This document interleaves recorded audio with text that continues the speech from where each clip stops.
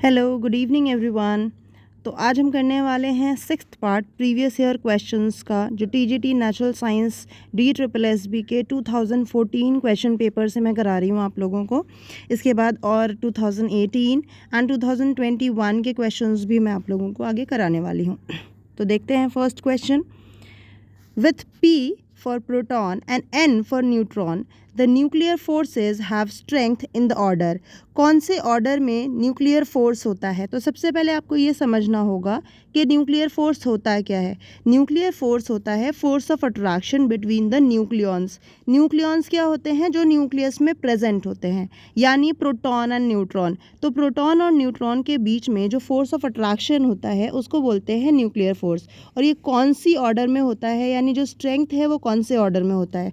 तो ये सब में इक्वल होता है, यानी न्यूट्रॉन न्यूट्रॉन के बीच, प्रोटॉन प्रोटॉन के बीच और प्रोटॉन एंड न्यूट्रॉन के बीच जो फोर्स ऑफ अट्रैक्शन होता है वो इक्वल होता है। So our correct option is option number 4। Next देखते हैं question number 2। A beam of protons and a beam of helium nuclei have identical de Broglie wavelength. de Broglie wavelength जो है वो दोनों का सेम है, एक प्रोटॉन है और एक हीलियम है। हमें इनमें से जो 4 ऑप्शंस हैं इनमें से करेक्ट ऑप्शन को चूज़ करना है। तो सबसे पहले देख लेते हैं कि de Broglie wavelength का फॉर्मूला क्या होता है। तो फॉर्मूला होता है लैम्डा। वेवलेंथ को रिप्रेजेंट किया जाता है लैम्डा से, h अपॉन p, यानी p फॉर मोमेंटम। तो P होता है mv, P का फॉर्मूला होता है mv। H क्या है? प्लैंक्स कांस्टेंट है, H को बोलते हैं प्लैंक्स कांस्टेंट। और ये है lambda which stands for wavelength. तो ये फॉर्मूला हो गया। अब इस फॉर्मूले को हम अप्लाई करेंगे दोनों ही एलिमेंट्स में, यानी प्रोटॉन्स के लिए और हीलियम के लिए। तो सबसे पहले अगर हम प्रोटॉन्स को देखते हैं तो प्रोटॉन्स के वेलोसिटी को Vp मान लेते हैं, Vp, और मास मान लेते हैं mp, mp छोटा p लिख लेते हैं। ओके, तो mp यानी मास ऑफ प्रोटॉन जो होगा वो 1 होगा। अब हीलियम की अगर बात करें, ये आप नोट डाउन कर लेना पॉज करके। नेक्स्ट अगर हम हीलियम की बात करें तो हीलियम का क्या होगा? Wavelength, wavelength for helium small h, ये हो जाएगा प्लैंक्स कांस्टेंट अपॉन में mv, यानी m जो मास होगा उसका mv लिखेंगे, और v यानी mh लिख देते हैं इसको, mh, एंड v यानी vh। ठीक है, वेलोसिटी। अब दोनों को हम इक्वेट करेंगे क्योंकि क्वेश्चन में बोला हुआ है दोनों की आइडेंटिकल वेवलेंथ है, और वेवलेंथ ये होती है तो दोनों की आइडेंटिकल है, दोनों को इक्वेट करेंगे। इक्वेट करने से पहले मास को देख लेते हैं। तो मास ऑफ प्रोटॉन क्या था? 1 था। यहाँ पे मास ऑफ हीलियम क्या होगा ये समझना है। मास ऑफ हीलियम क्या होता है? मास कैलकुलेट करने के लिए न्यूट्रॉन्स प्लस प्रोटॉन्स करते हैं। तो कितने प्रोटॉन्स और कितने न्यूट्रॉन्स होते हैं हीलियम में? हीलियम में 2 प्रोटॉन्स होते हैं और 2 न्यूट्रॉन्स होते हैं, यानी टोटल 4 हो गया। तो अगर हीलियम के मास की हम बात करें तो वो हो जाएगा 4m, यानी प्रोटॉन्स के कंपैरिजन में जो हीलियम का मास होगा वो 4 मल्टीप्लाई करने पर आएगा। ओके, तो इसको भी हम लिख सकते हैं, हीलियम का जो मास होगा वो 4mp, यानी मास ऑफ प्रोटॉन का 4 टाइम्स होगा हीलियम का मास। ओके, तो ये भी आप पॉज करके नोट डाउन कर लें, उसके बाद फिर हम इक्वेट करेंगे। अब नोट डाउन कर लिया होगा इससे पहले वाला, अब इक्वेट करते हैं। तो wavelength of proton is equal to wavelength of helium, ये हो जाएगा। अब प्रोटॉन का वेवलेंथ हमने अभी क्या देखा था? वेवलेंथ देखा था प्लैंक्स कांस्टेंट अपॉन में mp, वो सेम रहेगा, और vp। और यहाँ पे हीलियम का क्या देखा था? प्लैंक्स कांस्टेंट सेम ही रहेगा। mp नहीं था यहाँ पे, हीलियम का मास अभी हमने कैलकुलेट किया 4 इंटू mp, यानी 4 टाइम्स। ओके, और vh होगा, यानी वेलोसिटी ऑफ हीलियम। तो ये हमने इक्वेट कर दिया। जब इक्वेट किया तो प्लैंक्स कांस्टेंट से प्लैंक्स कांस्टेंट तो कैंसिल हो गया। बाकी अब ये दोनों टर्म्स डिफरेंट हैं, तो जहाँ पे प्लैंक्स कांस्टेंट था हम वहाँ पर 1 लिखेंगे और फिर इसको सॉल्व करेंगे। तो अब हम 1 अपॉन में mp vp is equal to 1 upon में 4mp vp। p मैंने गलती से लिख दिया है, एक्चुअली ये h होगा, h, क्योंकि मास ऑफ हीलियम कैलकुलेट कर रहे हैं तो यहाँ पे mp रहेगा, बट ये वाला h हो जाएगा। ओके, मैं दोबारा से लिख देती हूँ। 1 अपॉन में mp vp, यानी mass of proton and velocity of proton, यहाँ पे हो जाएगा 1 अपॉन में 4 mp यानी 4 times of mass of proton multiplied by VH यानी वेलोसिटी ऑफ हीलियम। अब क्या करेंगे, क्रॉस मल्टीप्लाई करेंगे तो ये जो नीचे वाला है ये ऊपर चला जाएगा, यानी ये न्यूमरेटर में चला जाएगा। जब ये न्यूमरेटर में जाएगा तो यहाँ इस साइड पे कुछ भी नहीं बचेगा, 1 आ जाएगा। तो अब हम इसको कैसे लिख सकते हैं, इसको लिख सकते हैं 4 mp VH अपॉन में mp VP is equal to 1। ये ठीक है, आई होप आप लोगों को ये समझ आ रहा होगा। अब देखिए mp से mp कैंसिल हो गया, यानी mass of proton same variable था तो कैंसिल हो गया। अब हमारे पास बचा है 4 इंटू VH अपॉन में VP। अगर VP को मैं उस साइड ले जाऊँ तो 1 से मल्टीप्लाई हो जाएगा, यानी न्यूमरेटर में VP हो जाएगा, डिनोमिनेटर में VH हो जाएगा, इज इक्वल टू 4 आ जाएगा। तो इसको कैसे लिख सकते हैं, न्यूमरेटर में VP हो गया, डिनोमिनेटर में VH हो गया, और यहाँ पे तो 4 पहले से था तो वो 4 लिख दिया। तो अब क्या मिला हमें, यहाँ पे रेशियो मिला। किसका रेशियो मिला, प्रोटॉन अपॉन हीलियम, यानी velocity of proton upon velocity of helium क्या मिल गया हमें, 4। तो ये वाला करेक्ट ऑप्शन हमें सीधा सीधा नज़र आ रहा है कि velocity of proton upon velocity of helium, यानी दोनों का जो रेशियो है दैट इज़ इक्वल टू 4। यहाँ पे 4 आ रहा है। ओके, आई होप आप लोगों को ये समझ आ गया होगा। जहाँ पे भी मैंने कैलकुलेशंस किए हैं वहाँ पे आप पॉज करके नोट डाउन कर ले अपनी नोटबुक में। ओके, नेक्स्ट देखते हैं question number 3। With rise of temperature the coefficient of electrical resistance. अब कोफिशिएंट ऑफ इलेक्ट्रिकल रेजिस्टेंस पे क्या डिफरेंस पड़ता है जब टेम्परेचर इंक्रीज होता है, तो एक एक करके सारे ऑप्शंस पहले देख लेते हैं।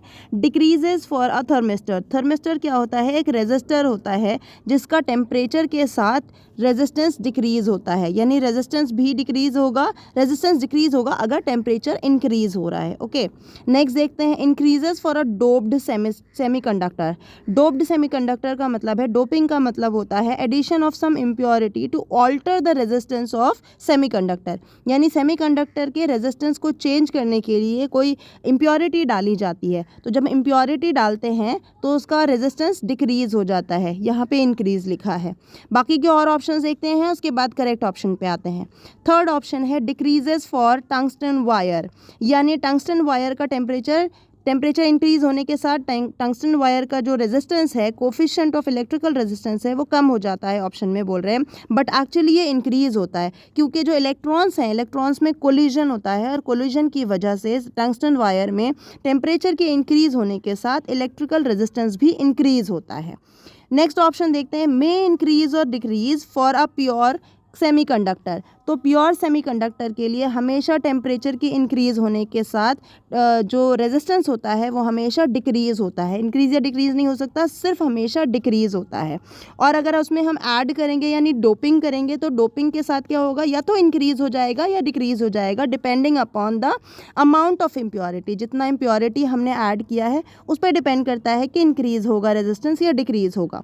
तो आई होप आप लोगों को ये सारे ऑप्शन समझ आ गए होंगे। उनमें से जो हमें बोला है कि करेक्ट ऑप्शन चूज करना है तो करेक्ट ऑप्शन होगा डिक्रीजेस फॉर अ थर्मिस्टर, यानी थर्मिस्टर का जब टेम्परेचर इंक्रीज होता है तो थर्मिस्टर का रेजिस्टेंस जो है वो डिक्रीज हो जाता है। ये वाला ऑप्शन करेक्ट है, बाकी के तीनों ऑप्शंस गलत हैं। Okay, so our correct option is option number 1।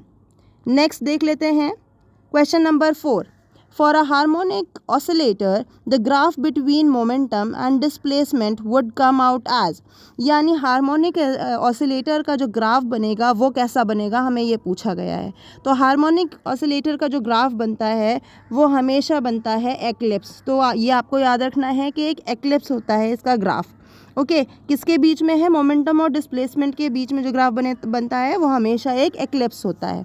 Next question देख लेते हैं, the diamagnetism of an atom arises due to, यानी डायमैग्नेटिज्म जो है एक एटम में जो आता है डायमैग्नेटिज्म और पैरामैग्नेटिज्म हो सकता है। तो डायमैग्नेटिज्म जो आता है वो किसकी वजह से होता है, डायमैग्नेटिज्म हमेशा होता है ऑर्बिटल मोशन की वजह से, यानी ऑर्बिटल मोशन, जो इलेक्ट्रॉन्स जो मोशन करते हैं, मोशन में होते हैं, मूवमेंट शो करते हैं ऑर्बिट्स में अपने, उस मूवमेंट की वजह से डायमैग्नेटिज्म आता है एक एटम में। So our correct option would be option number 1। Next देख लेते हैं question number 6। The particles that make up the lattices of Van der Waals crystals, ionic crystals and covalent crystals are respectively. यानी कौन से पार्टिकल्स ऐसे हैं जो इन सबके क्रिस्टल्स बनाते हैं। तो अगर ये आपको याद होगा तो बहुत आसानी से आप ऑप्शन पे आ जाएंगे, करेक्ट ऑप्शन पे आ जाएंगे। तो वंडर वॉल्स के क्रिस्टल्स जो बनते हैं वो हमेशा मॉलिक्यूल्स के बनते हैं। आयनिक के नाम से ही आपको पता चल रहा है कि आयंस के बनेंगे, और कोवलेंट क्रिस्टल्स जो बनते हैं वो एटम्स के बनते हैं। So the correct option would be option number 2, यानी molecules, ions and then atoms. Molecules का होता है वंडर वॉल्स, आयनिक होता है आयनिक का, और एटम्स का जो होता है वो कोवलेंट क्रिस्टल बनता है। ओके, नेक्स्ट क्वेश्चन देख लेते हैं, question number 7। Which of the following statements is wrong. हमें पूछा गया है कौन सा वाला स्टेटमेंट रॉन्ग है। तो सबसे पहले sp2 sp3 के बारे में आप लोगों को थोड़ा सा पढ़ना होगा, बेसिक्स आपको पता होना चाहिए। जैसे कुछ थोड़ा सा मैं यहाँ पे बता देती हूँ। 3 होते हैं हाइब्रिडाइजेशन, एक होता है एक होता है sp2 और होता है sp3। ये है sp2 और होता है sp3। तो इसमें जो s कैरेक्टर्स होते हैं, सबसे ज़्यादा s कैरेक्टर sp में होता है, उसके बाद इसमें होता है, तो सबसे ज़्यादा इसमें होगा, उससे कम फिर इसमें होगा, और सबसे कम s कैरेक्टर sp3 में होता है। s कैरेक्टर पे डिपेंड करता है कि जो बॉन्ड लेंथ होगी वो कैसी होगी। तो जितना ज़्यादा s कैरेक्टर होगा बॉन्ड लेंथ उतनी ही कम होती है। तो इसका मतलब अगर बॉन्ड लेंथ की टर्म्स में देखें तो जिसका भी हाइब्रिडाइजेशन sp होगा उसकी बॉन्ड लेंथ सबसे छोटी होगी, और जिसका हाइब्रिडाइजेशन sp3 होगा उसकी बॉन्ड लेंथ सबसे ज़्यादा होगी। तो ये बेसिक्स अगर आपको पता होंगे तो ऑप्शंस में आप करेक्ट ऑप्शन ईजिली फाइंड कर सकते हैं। ओके, तो देख लेते हैं फर्स्ट ऑप्शन क्या है। Carbon with sp hybrid orbital, हमें रॉन्ग देखना है, ठीक है, ये याद रखना है आपको कि इसमें से रॉन्ग चूज़ करना है। तो फर्स्ट क्या है, carbon with sp hybrid orbital is more electronegative than sp2 hybrid orbital. तो यस, ये बिल्कुल ठीक है। जिस कार्बन का sp हाइब्रिडाइजेशन होगा वो ज़्यादा इलेक्ट्रोनेगेटिव होगा, यानी उसके अराउंड ज़्यादा इलेक्ट्रॉन्स रिवॉल्व करेंगे, वो ज़्यादा इलेक्ट्रॉन्स को अपने पास होल्ड करके रखता है, उसमें ज़्यादा s कैरेक्टर्स होते हैं, ठीक है। जितना ज़्यादा s कैरेक्टर होगा उतना ज़्यादा वो इलेक्ट्रोनेगेटिव एलिमेंट होगा। तो ये बिल्कुल सही है। नेक्स्ट देख लेते हैं, the size of sp3 hybrid orbitals of carbon is smaller than that of sp hybrid orbitals। यानी साइज जो होता है sp3 हाइब्रिड ऑर्बिटल्स का जो साइज होता है वो sp के कंपैरिजन में इन्होंने बोला है छोटा होता है, जबकि ये गलत है। sp3 का जो साइज होता है वो बड़ा होता है और sp का साइज छोटा होता है, यानी जितना ज़्यादा s कैरेक्टर होगा वो उतना ही छोटा होगा। तो ये हमें सीधा amongst CH4, C2H4, C2H2, the CH bond length is maximum in methane। हमें बोला है कि सबसे ज़्यादा जो होता है वो मीथेन में होता है। तो हम पहले हाइब्रिडाइजेशन देख लेंगे। इसकी हाइब्रिडाइजेशन होती है sp3, यहाँ पे हाइब्रिडाइजेशन होगी sp2 और यहाँ पे हाइब्रिडाइजेशन होगी sp। तो अभी मैंने बताया जिसके पास s कैरेक्टर सबसे कम होगा उसकी जो लेंथ होगी वो सबसे ज़्यादा होगी। तो मीथेन के पास सबसे कम s कैरेक्टर है, इसलिए इसकी जो बॉन्ड लेंथ होगी वो सबसे ज़्यादा होगी, इसलिए ये करेक्ट ऑप्शन है। नेक्स्ट देख लेते हैं, the resonating structure do not differ in number. Yes, बिल्कुल ठीक है। जो रेजोनेटिंग स्ट्रक्चर्स जो होते हैं वो नंबर ऑफ इलेक्ट्रॉन्स पे डिपेंड नहीं करते, एक्चुअली पोजीशन ऑफ इलेक्ट्रॉन्स पे डिपेंड करते हैं, यानी सिर्फ इलेक्ट्रॉन्स की पोजीशन चेंज होती है, नंबर चेंज नहीं होता है। तो ये भी करेक्ट ऑप्शन है। तो हमारे पास जो गलत ऑप्शन आया है वो ये है, यानी हमारा करेक्ट आंसर जो है आंसर नंबर 2 है।